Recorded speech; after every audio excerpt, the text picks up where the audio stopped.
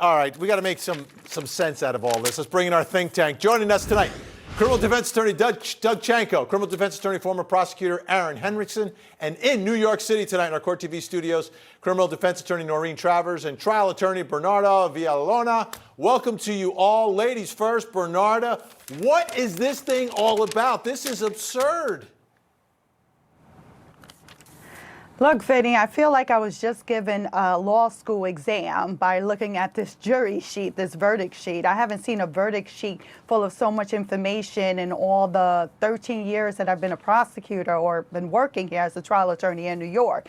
It's a lot to go through. I mean, I had to sit down and go through each of the counts, and that took me a couple minutes. And in my mind, I guess the same mind that the jurors have is that why do they have to skip certain counts?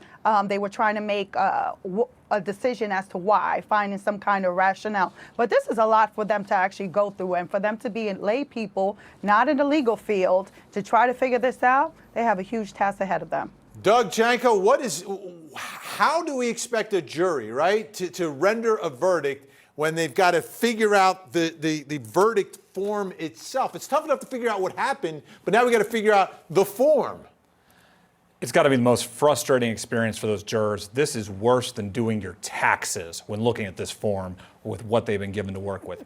In all the years that I prosecuted, I wanted it as simple as possible because these people need a simple result. Check yes for guilty, check no for not guilty, move to count 2, move to count 3. The way this is designed, I don't care how educated or how informed or how well you've paid attention, that jury is back there pulling their hair out. And I tell you at this point, that's an advantage for the defense, because when you get frustrated, you give yourself the situation where you say, I'm going to give the benefit of the doubt to the guy who deserves it.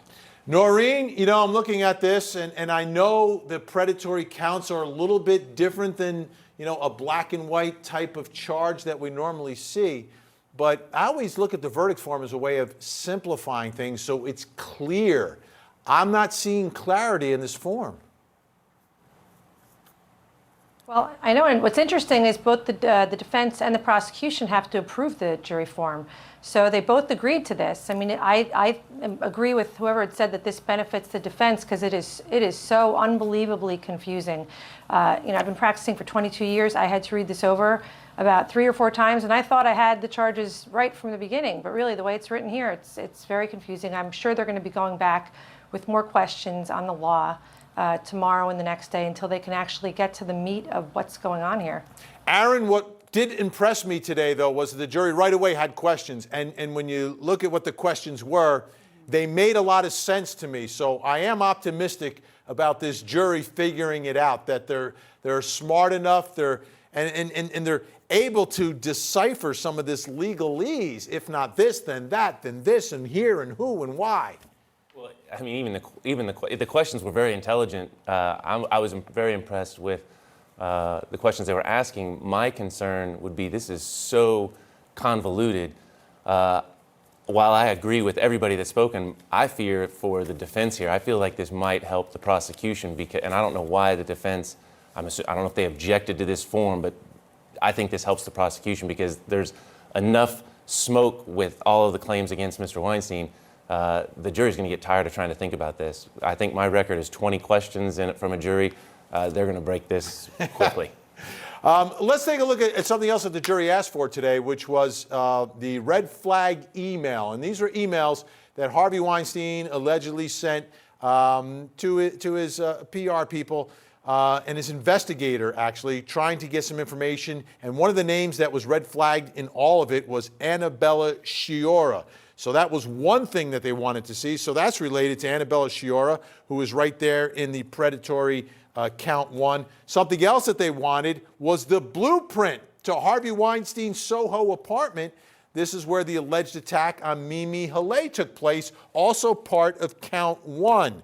So, Noreen, what does that tell you about how this jury's doing their job if the first things they want to see are this the red flag email involving Annabella Sciorra and the blueprint where Mimi Haley says she was attacked? Well, I think it means that they're very organized. Someone has control over this, and that they're going through it count by count, which is always a good thing, for both sides, because you want them to have an organized way that they do this. As far as Annabella Sciorra, I did think that was interesting when I first heard about that red flag email, because when I first heard about the red flag email, I thought, how would he know to investigate Annabella Sciorra if he hadn't committed some sort of act against her? So I'm not sure if that's what they're thinking, but that's originally what I was thinking when I heard them testifying about it. And that would go, against the defense for sure. And for most of us who watch this or follow this trial, understand that it seems that Annabella Sciorra might be the strongest of all the accusers in this case. And if I'm the prosecutor, I love the fact that they're focusing on her right out of the box. All right, when we come back, a lot more to talk about. How about what happened before the jury even got into the courtroom today, where you've got Jonah Luzzi trying to get Harvey Weinstein locked up? We'll talk about that when we return.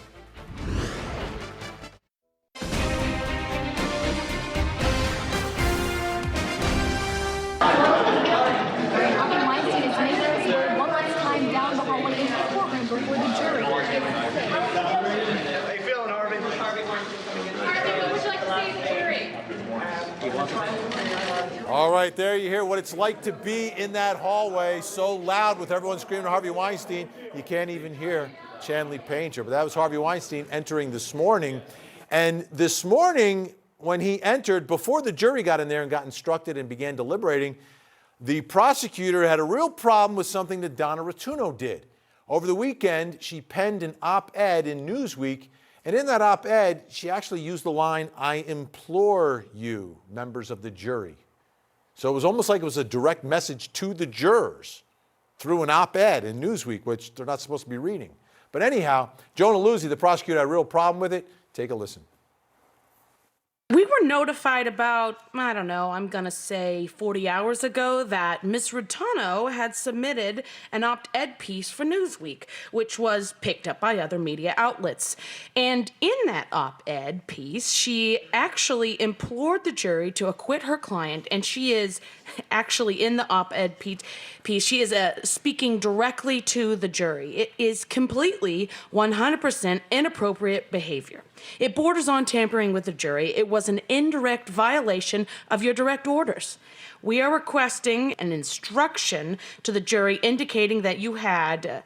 It has come to your attention that a member of the defense team inappropriately said something publicly in an effort to sway this jury.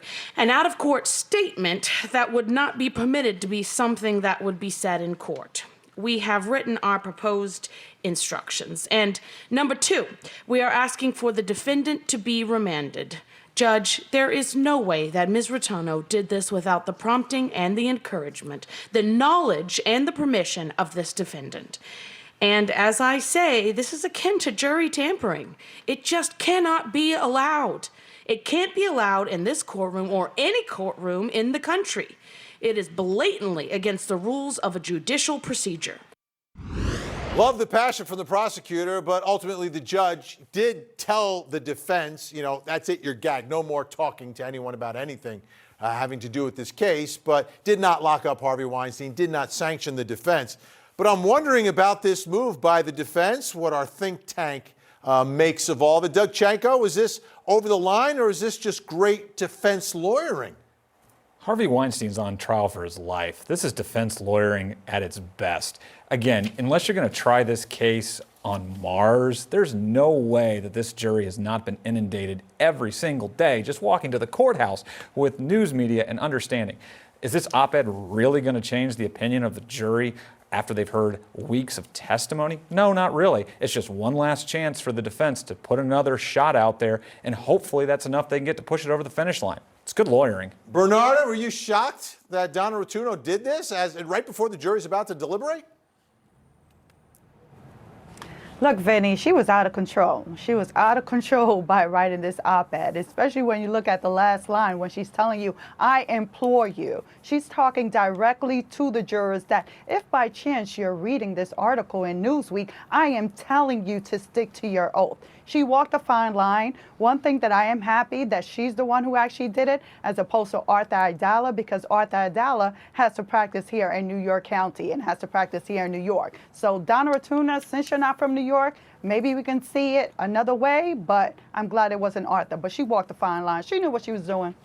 Aaron, is this over the line? Is this something every defense attorney or every attorney knows you're not supposed to do? I think it was probably in poor taste, especially given the jury's out. I don't think you need to be going online or in the newspaper making those kind of comments.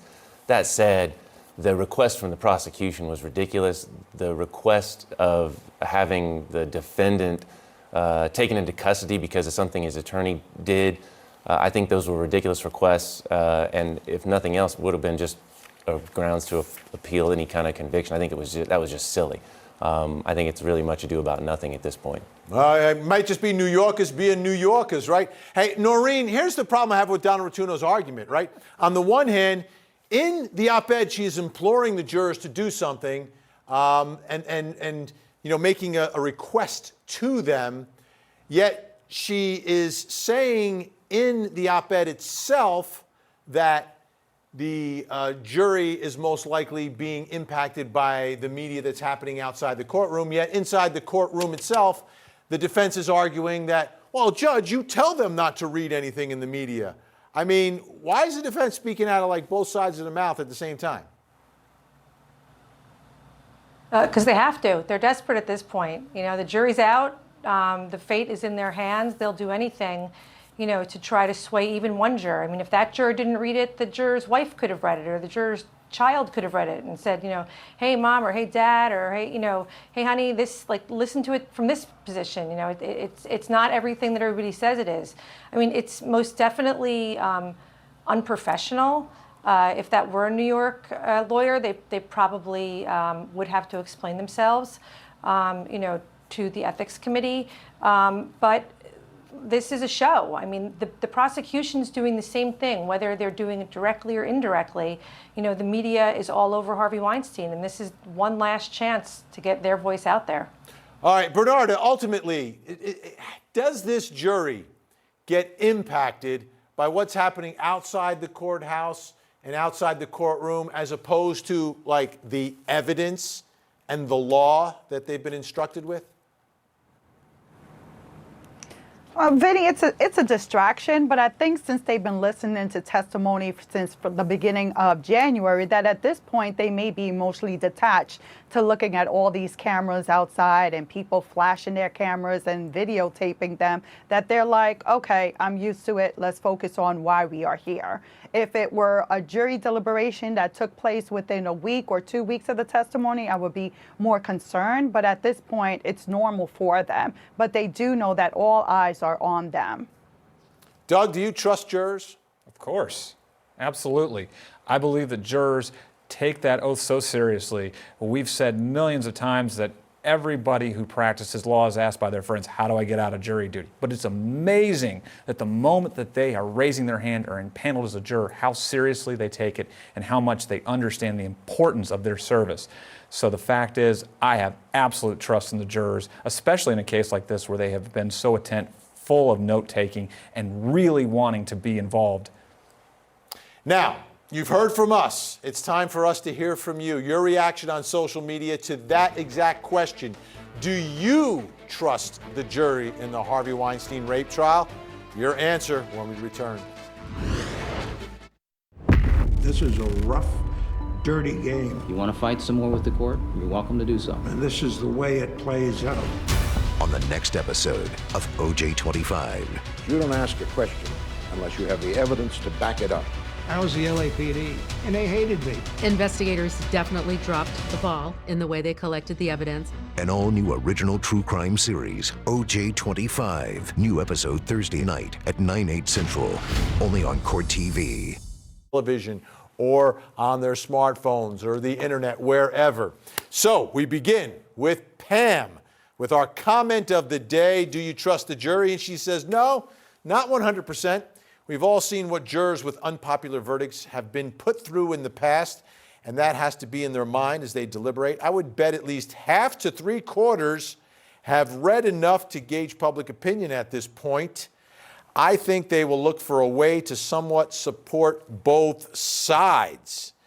All right, Noreen Travers, if in fact Pam is correct, how do they support both sides in this case?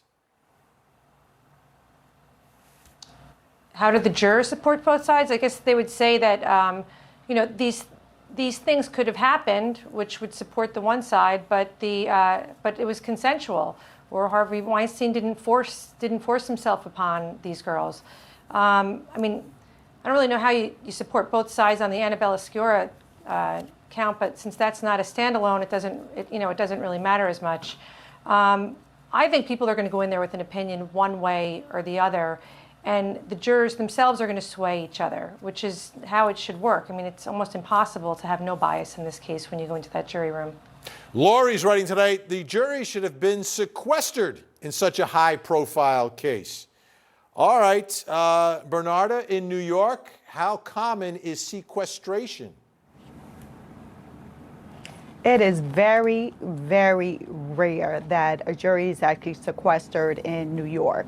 I think the last time I heard that a jury was sequestered was actually in federal court for El Chapo trial, but that was due to security reasons. But in New York, it's very rare.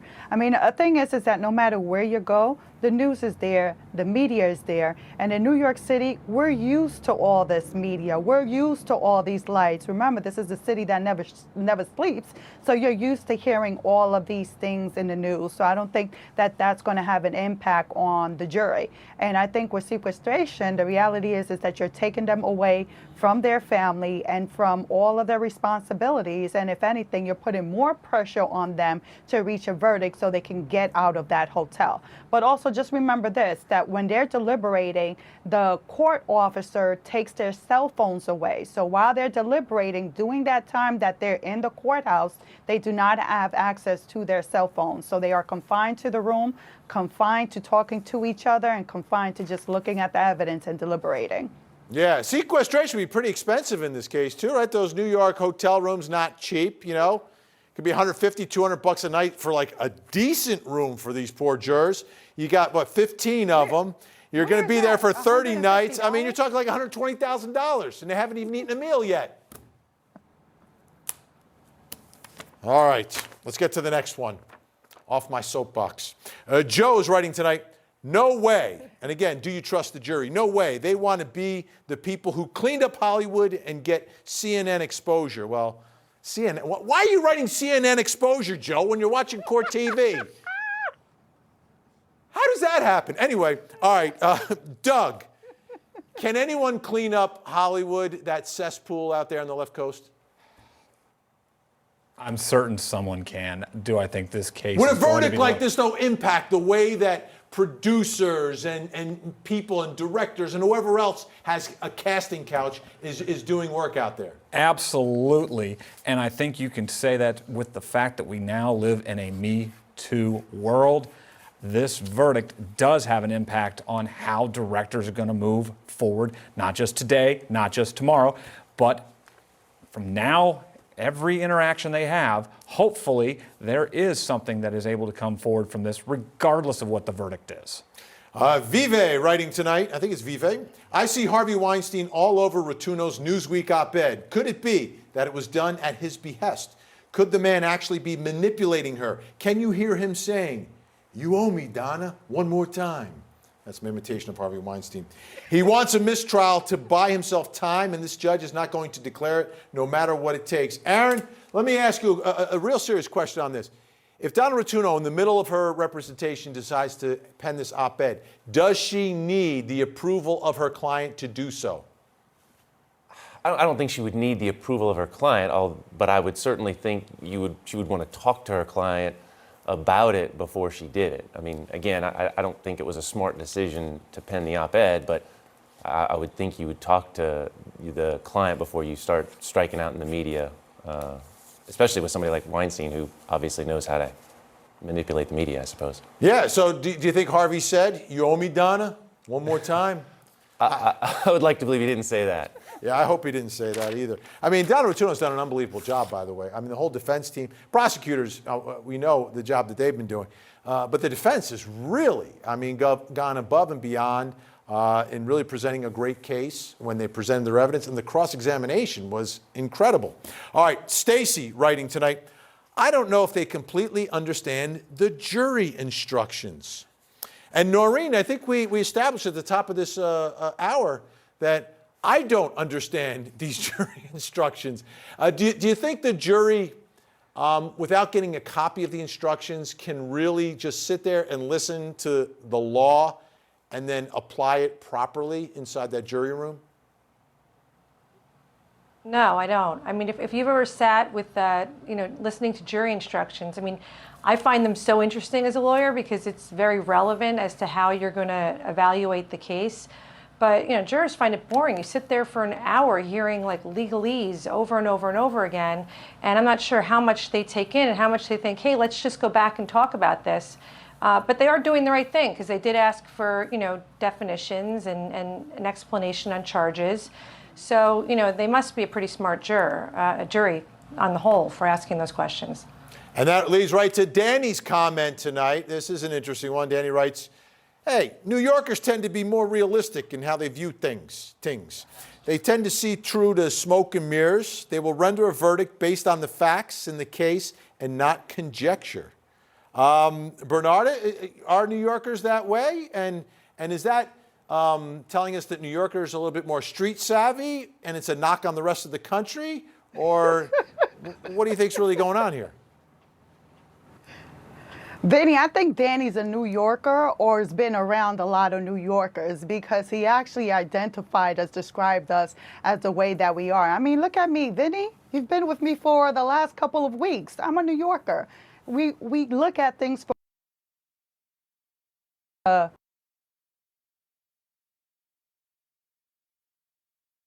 Are New Yorkers a different breed of juror? I would say every juror you get has a different breed of juror on it, regardless of where they're from.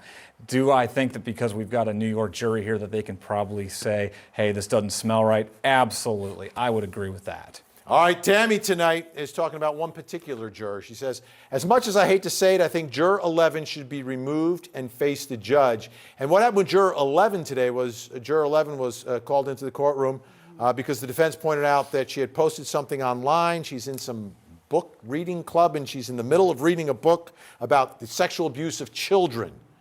All right, Aaron, is that a problem that you've got a juror in the middle of the trial is reading a book?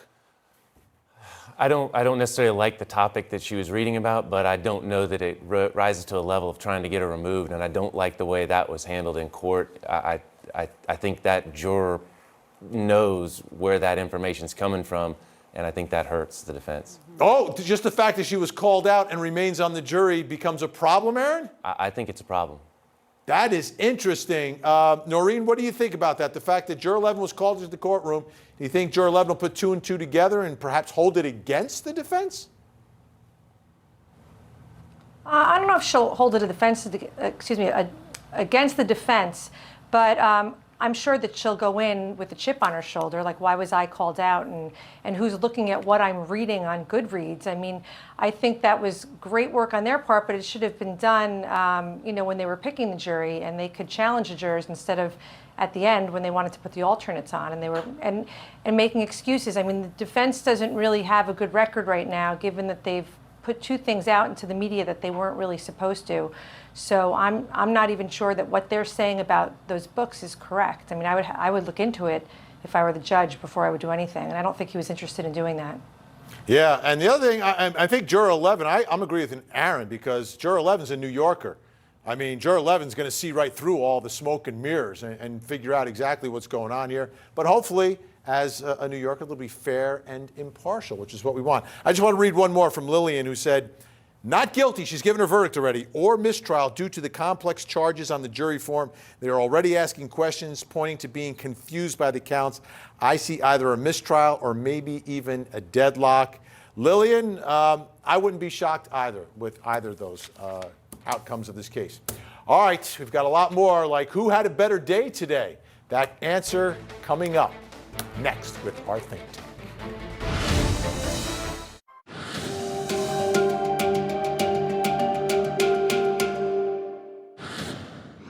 We were notified about, I don't know, I'm going to say 40 hours ago that Ms. Rattano had submitted an op-ed piece for Newsweek. In that op-ed piece, she actually implored the jury to acquit her client. It is completely 100% inappropriate behavior. Ms. Rattano's statement mirrored, to a large extent, the closing argument.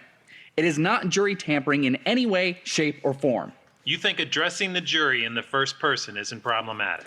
I think the article was more about the jury system in total, Your Honor, as opposed to specific jurors in this case. And I think an instruction, Your Honor, would be extremely improper. The theme of the op-ed is no different than the themes in my closing argument. And so, to write an op-ed to Newsweek about the state of our jury system, the state of our criminal justice system, does not in any way violate any orders. This was not a letter to the jury. This was an op-ed about my feelings on the system as a whole. All right. Defense team, you are ordered to refrain from communicating with the public and the press until there is a verdict in this case. Before these jurors were even instructed, we heard from a fiery Jonah Luzzi saying that the defense should not have been over the weekend making statements to the media, including an op-ed that Donna Rattano delivered to Newsweek addressing these jurors. The result of that was a gag order from this judge saying that no one can make any statements to the media until the verdict comes in. There's a long note which I'll read and then ask you to step up and tell me what you think. We, the jury, request written legal definitions of the charges being considered. We would also like to request an explanation on the law as to why we may find the defendant guilty of predatory sexual assault against Annabella Sciorra and not other crimes. We would like the court to confirm whether we could find the defendant guilty of both counts 4 and 5, or whether we can only find him guilty of counts 3 or 4 or 5. We would like the court to confirm we can only find the defendant guilty of count 1 only if the prosecution has proven the crimes charged against the defendant for both Miriam Haley and Annabella Sciorra. And then 2, guilty of counts 3 only if the prosecution has proven the crimes charged against the defendant for both Jessica Mann and Annabella Sciorra. They almost immediately came back with a series of questions, all in one note. And this defense team, I can tell you, is feeling pretty good about one of those questions in particular, where it appears that the jury really wants to know if they can find for Annabella Sciorra and the predatory assault charges with her, but they can't. There's a note that states in 2 parts, we, the jury, request a copy of exhibits, People's 75, the blueprints of the Soho apartment. And then the next portion is, we would also like a copy of all the emails when certain women's names are highlighted in red. The court officer is giving them to the jury. Court stands in recess. All right, just over 5 hours of deliberations, no verdict, but who had a better day today? Was it the prosecution or defense? Let's bring back in our think tank and begin with Bernarda Villalona. Who had a better day?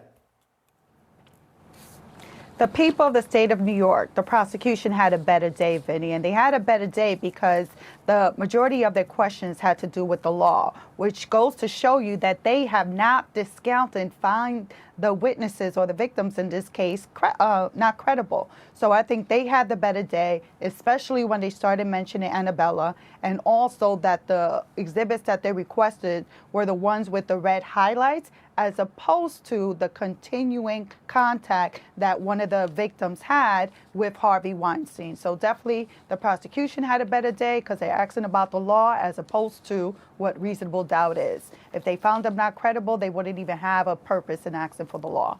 All right, Noreen Travers, who had a better day? I'm going to say the prosecution definitely had a better day. They started off the day with defense counsel being reprimanded by the judge for unprofessional behavior. Harvey Weinstein was threatened with remand, and they may have alienated a juror. So before the jurors even got the case, I think the prosecution won the day. Aaron Henriksen, who had the better day? I think the defense has done an amazing job with a very complicated case, but I think the prosecution wins today. They've got a very convoluted jury verdict form, and they've got a juror in the jury room who knows she's being stalked by the defense on social media. I think that's a bad recipe for the defense. All right, Doug Chanco, was it the prosecution or defense today? It's the defense's, and it's by a long shot. This is one of the most poorly written and most difficult to follow jury forms I've ever seen. And I'm telling you, the reason the questions that are coming out are what we're getting from this jury is they cannot figure it out. And if that continues, they're going to say it's a reasonable doubt. And a reasonable doubt is what Harvey Weinstein's looking for. All right, big thank you to the think tank tonight. Doug Chanco, Aaron Henriksen, Noreen Travers, and Bernarda Villalona. I appreciate your time tonight. All right, folks. So, no verdict. Where is it? Right there. 5 hours and 11 minutes. They'll continue again tomorrow. And Court TV legal correspondent Chanley Painter has a preview from the courthouse.